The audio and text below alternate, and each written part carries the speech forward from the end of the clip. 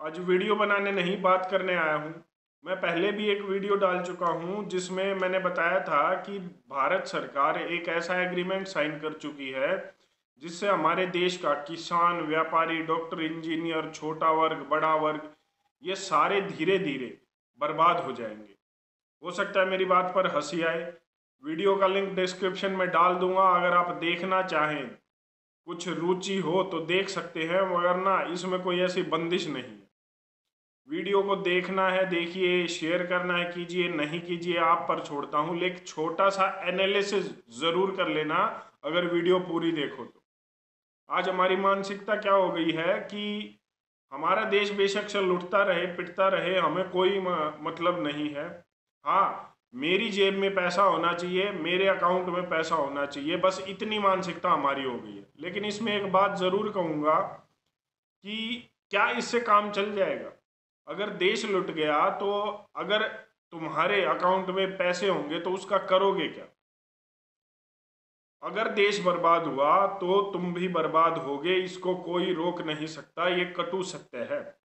आज मैं दो तीन उदाहरण दूंगा, किसानों के ऊपर भी दूंगा, व्यापारियों के ऊपर भी दूंगा, और उस चीज का प्रभाव क्या है हमारे देश में, वो क्या निकल कर आया है, कैसे हमारी सरकार मजबूर हो जाएगी आने वाले निकट भविष्य में। उसके लिए अब एक छोटा सा उदाहरण दूंगा जो आज ही आया है।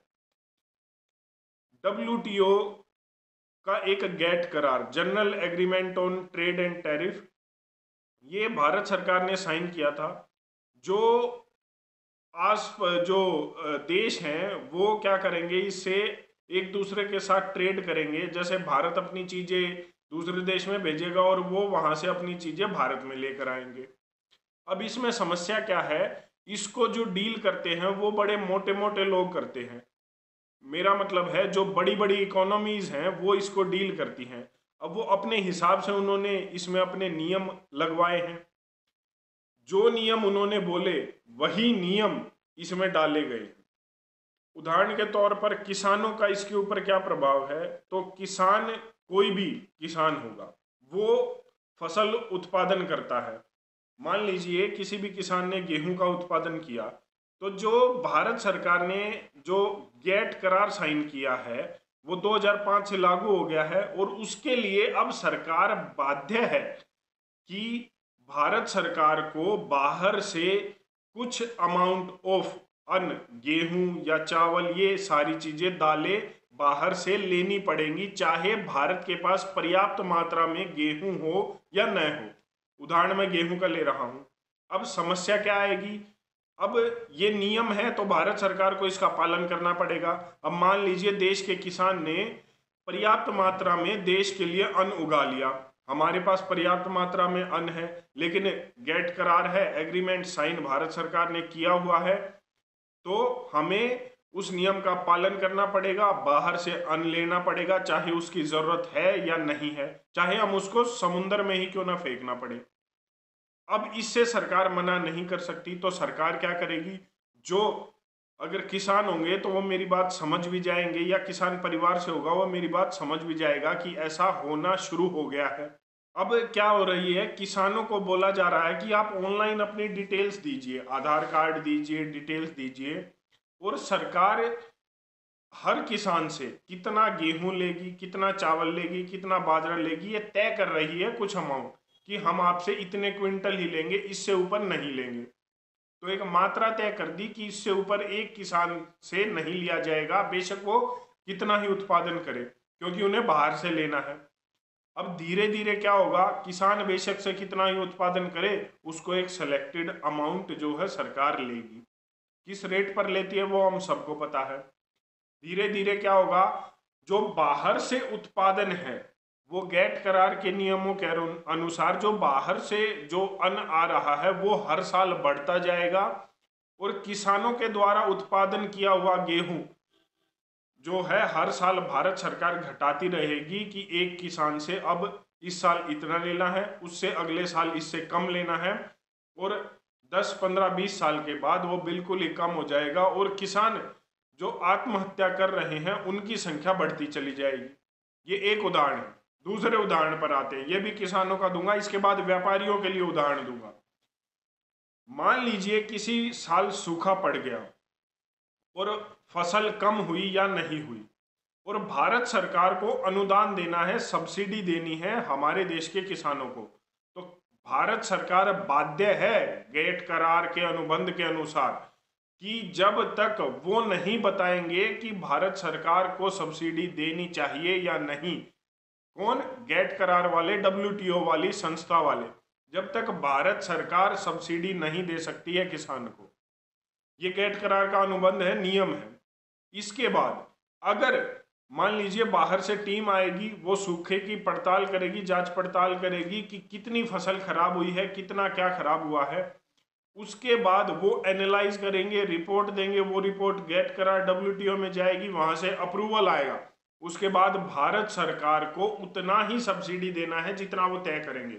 मान लीजिए उदाहरण के तौर पर उन्होंने तय कर लिया कि हम तो 10 रुपए देंगे प्रति एकड़ एक किसान को, तो भारत सरकार बाध्य है, इससे ज्यादा भारत सरकार नहीं दे सकती।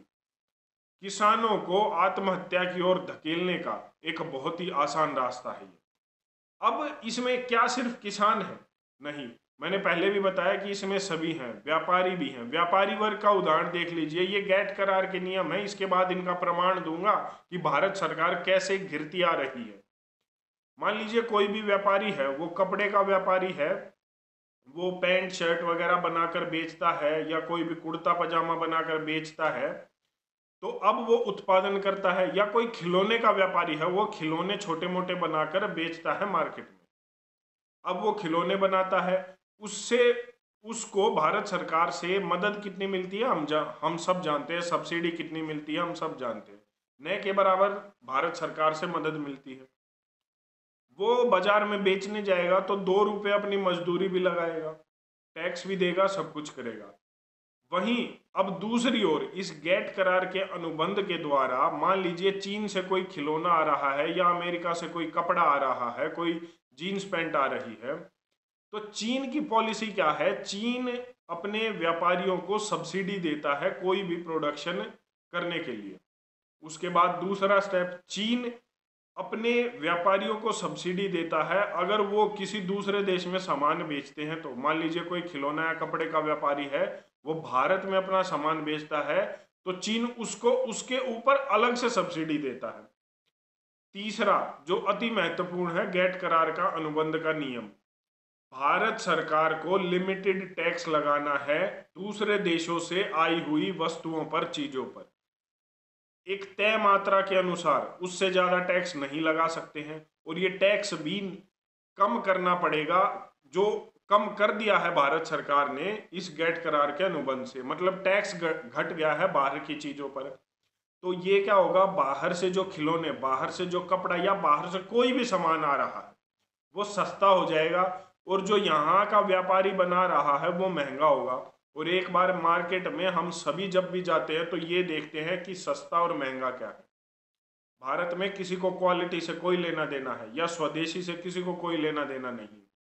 अब सस्ता लोग खरीदेंगे, महंगा नहीं खरीदेंगे, तो व्यापारी क्या करेगा? जैसे अब किसान आत्महत्या कर रहा है 15-20 साल बाद, ऐसे ही व्यापारी आत्महत्या करना लगेगा। तीसरी चीज आती है, ये जो बड़े बड़े मॉल्स खुल रहे हैं, छोटे छोटे दुकानदार जो व्यापारी हैं वो कैसे मरेंगे? बाहर की कंपनियों के मॉल्स खुल रहे हैं, सभी को उस ट्रॉली को खींच कर लेकर जाना है एसी मॉल में और अपना सामान खरीदना है, कोई छोटे दुकानदार के पास नहीं जाना चाहता। षड्यंत्र है, गेट करार का है, बाहरी कंपनियों को के लिए दरवाजा खोल दिया है। छोटा दुकानदार भी वैसे ही आत्महत्या करेगा जैसे व्यापारी और किसान कर रहा है। धीरे धीरे ये सभी ऐसे ही आत्महत्या करेंगे। अब मेरी बात आप लोग क्यों माने?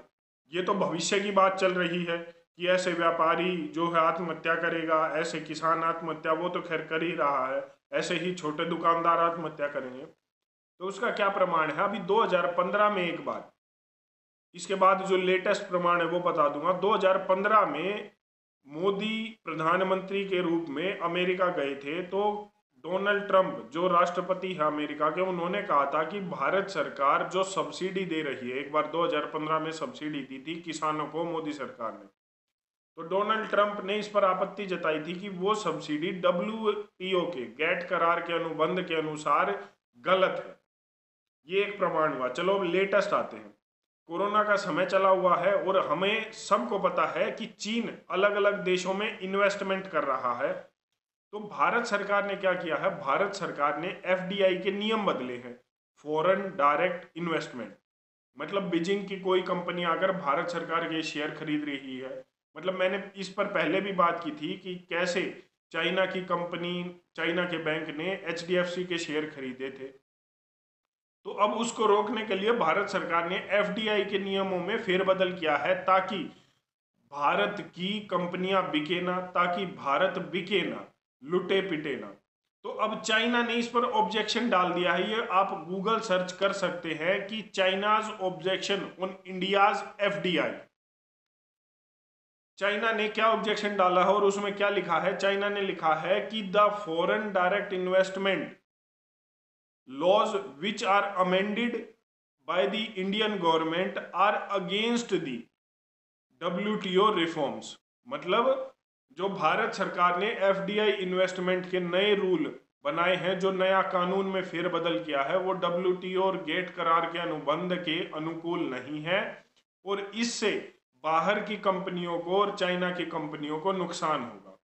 मतलब अब बाध्य है। अब सोच कर देखिए, चाइना इसको लेकर UN में जाएगा, WTO के पास जाएगा, गेट अनुबंध की जो संस्था है उसके पास जाएगा। वहां से क्या होगा, भारत सरकार ने अनुबंध साइन कर रखा है तो भारत सरकार इस केस को हार जाएगी। हो सकता है भारत सरकार को FDI में जो फेरबदल किया है उसको वापस लेना पड़े। और फिर क्या होगा, जैसे HDFC के 1% शेयर बिके हैं, वैसे ही और कंपनियों के शेयर बिकेंगे। और खरीदेगा कौन, चाइना खरीदेगा, क्योंकि मंदी आई हुई है। अब इस समस्या का समाधान क्या है, क्योंकि देखो इससे ना आप बच सकते हो ना कोई और बच सकता है। और अगर हम ये सोचते हैं कि मेरा जेब भर जाए, मेरा अकाउंट भर जाए, तो किसान है तो भी आप मरेंगे, व्यापारी है तो भी आप मरेंगे, डॉक्टर, इंजीनियर, सब हर फील्ड में गेट करार के नियम लागू होते हैं।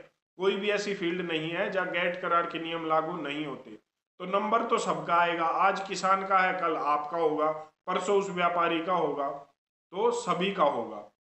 तो इससे बचने का उपाय सिर्फ एक ही है, जो शायद लोग ना माने और हो सकता है कि वो मेरी इस बात को हंसी में उड़ा जाए। इसका सिर्फ एक ही इलाज है कि आप अपने देश की बनी हुई चीजों का इस्तेमाल करें। अब कोरोना की समस्या आई हुई है, जगह जगह ये बात उठ रही है, टिकटॉक को बैन करो, यूसी ब्राउजर को बैन करो। मैं भी इस पर बात कर चुका हूं। टिकटॉक, यूसी ब्राउजर या कोई भी चीनी सामान है, क्या हम इतना भी नहीं कर सकते कि हमारे देश का किसान, व्यापारी मर रहा है तो इन सब चीजों पर हम बैन कर दें, इनको अनइंस्टॉल कर दें? एक प्रण नहीं ले सकते, एक संकल्प नहीं ले सकते क्या हम कि इन चीजों पर हम पूर्ण रूप से बैन करेंगे, इनका इस्तेमाल नहीं करेंगे? सिर्फ यही एक रास्ता है। मैं पहले भी कह चुका हूं कि सरकार मजबूर है, लेकिन आप मजबूर अभी तो नहीं है, होना हो सकता है आने वाले समय में जरूर हो जाए, क्योंकि शिकंजा कसा जा रहा है। अभी आप बाध्य नहीं है कि आप मॉल में जाकर आपको वही सामान खरीदना है जो विदेशी कंपनियों का है।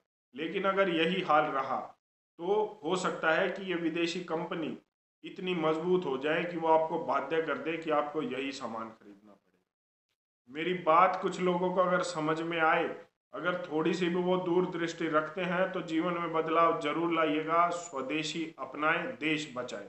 धन्यवाद।